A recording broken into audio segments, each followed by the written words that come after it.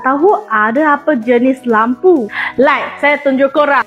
Hey, nak lekat di ceiling ke, lantai ke, bumbung ke, indoor, outdoor ke? Semua saya pun ada. Untuk lampu indoor, kita ada chandelier. Sesuai untuk ruang tamu. Orang nampak memang wow.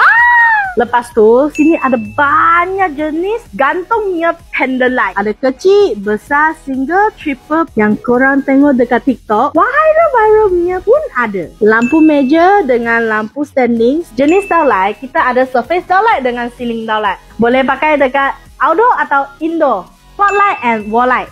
Nampak? Lawa kan? Kalau taruh korang punya rumah, lagi lawa. Jom kita bagi tengok lampu outdoor. Outdoor standing light untuk hiasan laman rumah. Get light. Biasa orang letak dekat tembok pagar. Lampu gantung, ini pun banyak orang suka tau. Lampu dinding, salah satu jenis pun boleh nampak rumah banyak terang tau. You faham lampu jenis tadi? Kalau tak ada dalam list saya sebut, masukkan komen. Pilihlah style lampu yang korang suka di alat dapur.